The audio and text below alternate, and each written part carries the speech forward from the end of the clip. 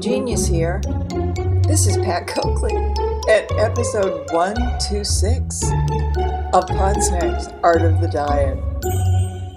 And this week's episode is about the Instant Pot that I finally bought after hearing about it for 2 bloody years. And later on, I'm going to tell you exactly how I dealt with it and what I'm doing with it and why I bought it. It's part of my New Year's resolution. But I do want to share with you that after 2 days of wariness about it and dread of pressing its buttons, I decided it might be a good stand-in for the nuclear suitcase. He'll never know the difference, people. And the worst he can do by pressing the big buttons is to boil water. Something that would be a first for him, and he'd probably take credit for the biggest, baddest, best boiled water ever. But hey, this week's episode is all about how I mastered it, why I bought it, and other weight maintenance stuff that I don't believe you'll be hearing anywhere else, nor would some of you want to hear, but so be it. Before I get into it, I did create a Facebook group finally that has more security checks than TSA, but you can join it, I think, at the facebook.com/ArtoftheDiet site. However, I'm going to leave a direct link in the show notes this week, and they'll be at www.artofthediet.com/126, the number 126.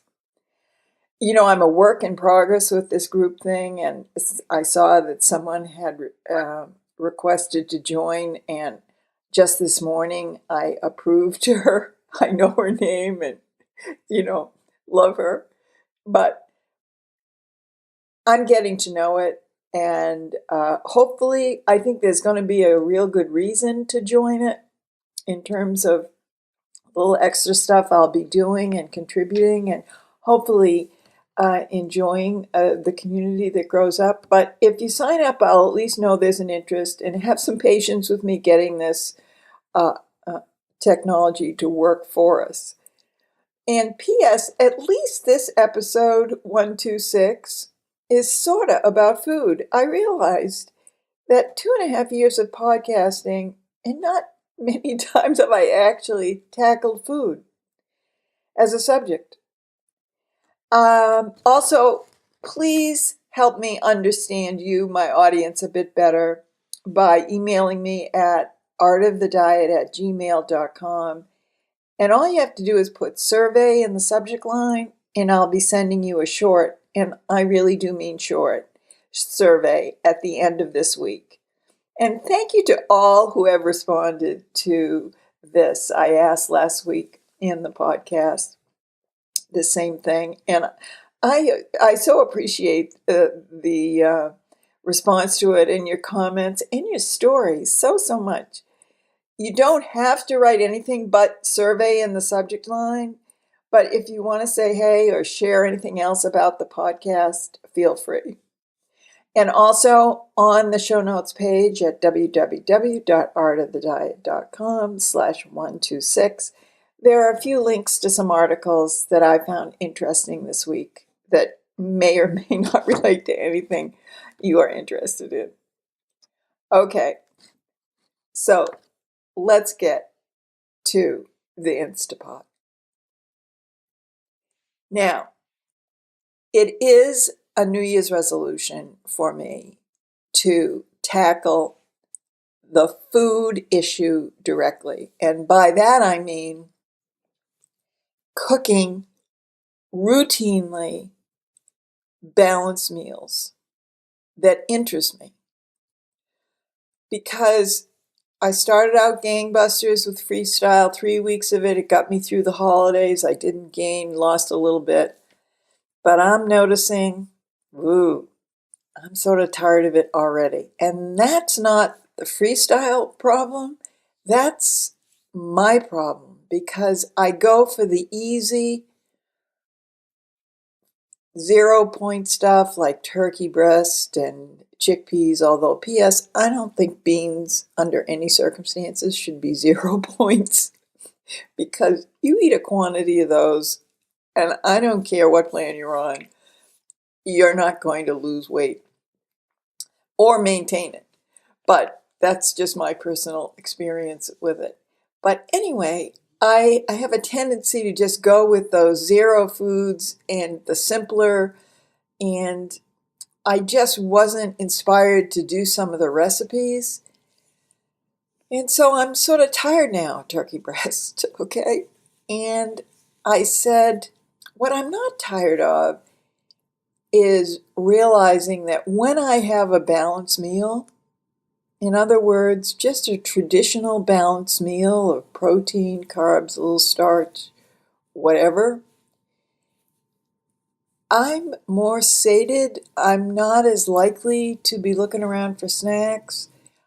And I also eat less. I find portion control much easier with a balanced meal than I do with snacks or some version of a meal that is not balanced, but in my head I'm thinking it is. So anyway, that's why my New Year's resolution was to buy this Instant Pot. Now, I did have a slow cooker. When was the last time I used the slow cooker? Probably about a year ago, all right? So that wasn't really inspiring me, and who knows, you'll have to check on me in 3 months and see whether the Instant Pot is stuffed behind some place in my kitchen and out of sight, out of mind. But hope springs eternal, and that's what this new year always does to me. It just gives me a little bit of hope somewhere along the line. So I bought this thing, and I have to tell you, I unboxed it, and I sort of looked at it sitting there, and I got the smaller one, the 3-quart one, so it's not the larger one. But I looked at that 3-quart Instapot Duo something or other mini, and I felt like I was like one of those really small lap dogs looking at a enormous Bengal tiger. I just knew something bad was going to happen to me if I started pressing those buttons. Now, this I think is for 2 reasons. Number one, my mother used to cook with an old-time pressure cooker that the lid over time wasn't quite sealed so perfectly, so she had to put this enormous wrench on top of the lid. And as it cooked, as it would, it was sort of moving, and some of the steam was coming out. It wasn't the most efficient pressure cooker you ever saw. And it sort of was like alive on the counter, on the 50s and 60s counter, kitchen counter. And then also, I think I live outside of Boston. The terrorists used the pressure cookers in the Boston Marathon. And I know it's irrational because I have heard that millions of people successfully use these Instapots and variations of them quite efficiently and quite safely in their kitchen. But I'm telling you, this thing unboxed sitting on my counter was like, dum, da-dum, dum. So, for one day, I sort of just circled it and looked at it from one angle, looked at it from another. I read the user's guide, which is a first for me usually, because I'm usually using a user's guide, about halfway through my starting cooking something or working on something. I don't seem to have the sequence down. You unbox the thing, then you read the user manual, then you use the item. Usually I unbox it and then start using it, and at some point along the way look at the user guide. But this thing so scared me that I said, let me look at this user guide. So I did. But the user guide, as user guides tend to be these days, leave a lot to be desired. Like, they want you to do this water test, this boil the water test to see whether you got everything going. So I got to that point. I mean, I put in the water, I got the lid to seal, I put it in the venting position, and I tentatively pressed that steam button and reduced the time to 2 minutes and stood back and waited. Nothing. I didn't hear anything. I didn't see anything. And 1 minute felt like 10 minutes, and I canceled the thing. I said, I've done something wrong. So that's when I went to, which is where I should have started, to YouTube and typed in the model of my Instant Pot and got up a whole bunch of selections of folks, from the woman who unboxed her exact same Instapot on video to those veteran cooks who are using it for X, Y, and Z recipe. So I zoomed in on this lady who was unboxing her exact same Instapot and filming it in her right hand with her iPhone, and then trying to use her left hand, which is not her dominant hand, to do the water test. And the problem is the coordination of this video.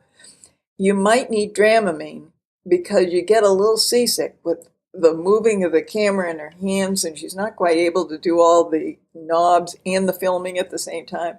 But the bottom line was, it was in real time, so I could see that there was a significant delay of maybe 3-4 minutes in the water test before you saw a little steam or heard a little bubbling from the machine. So it gave me the confidence to go back and start this whole, boiling water essentially thing again.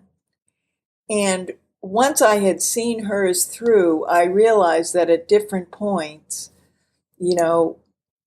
when you first press it, it takes 3 or 4 minutes for the pressure to rise in that little round thing to jump up.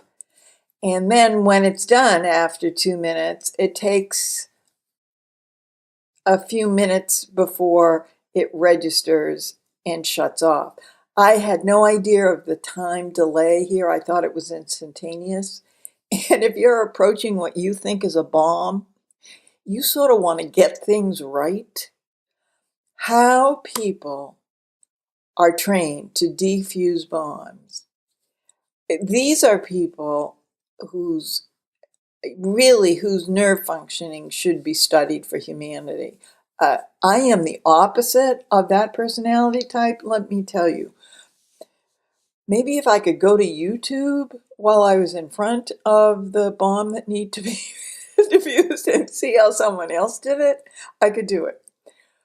Anyway, so I was immensely proud of myself.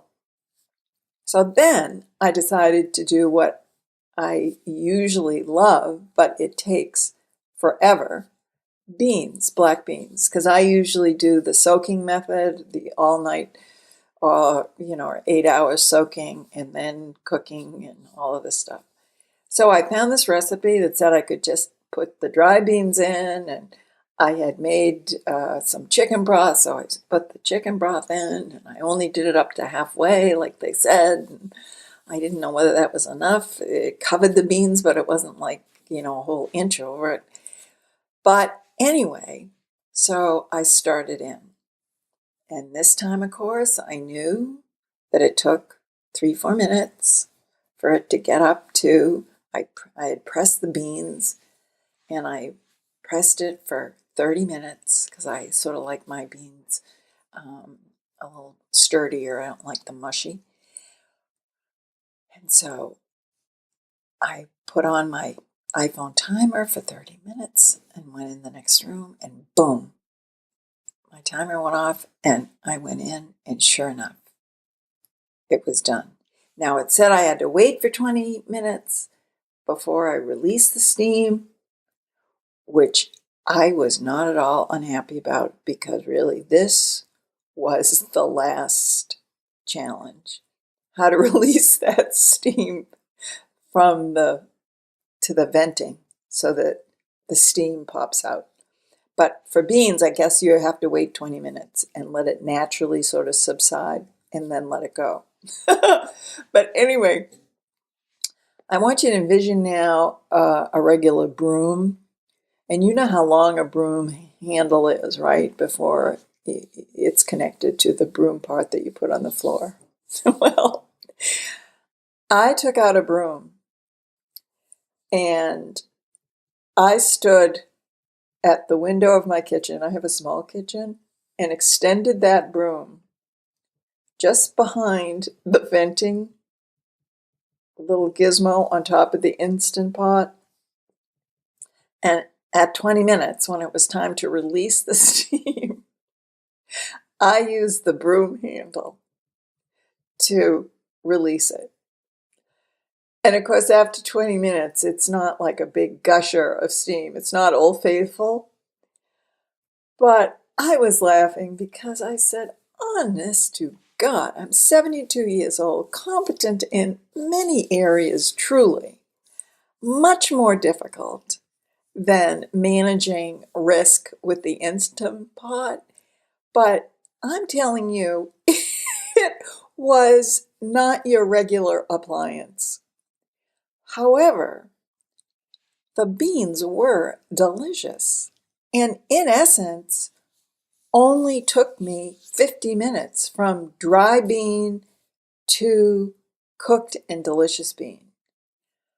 So this is what I'm hoping for, that I'm now going to do some other meals like beef and broccoli, because I don't know about you, but Chinese food, which used to be a staple before I started being serious about weight management, and that was in 2009. I used to be a regular at Chinese restaurants, but over the time of losing the weight and maintaining the weight, I just realized that most of the Chinese food that I used to like just added too many calories or fat contents or something. Or essentially, I always seem to want to eat more, right, of it.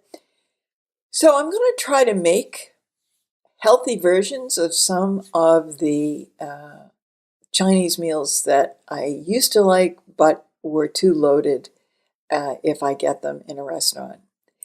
And the reason I'm doing this is that I flat out think that I have to commit for at least a couple of weeks to having balanced meals in the fridge, readily available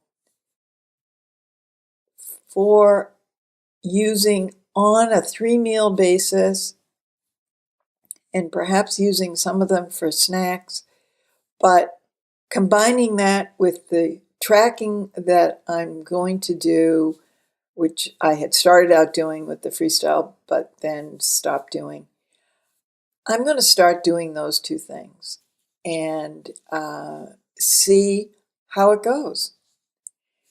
And as with all New Year's resolutions, who knows?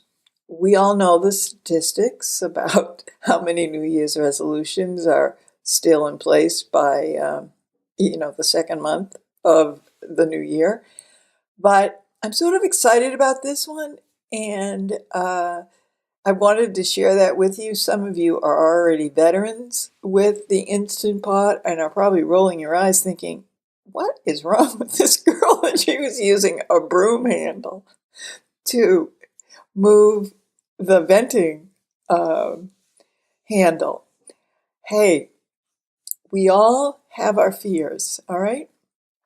And so that's it for this week. I'm hoping you all are doing well and finding some humor.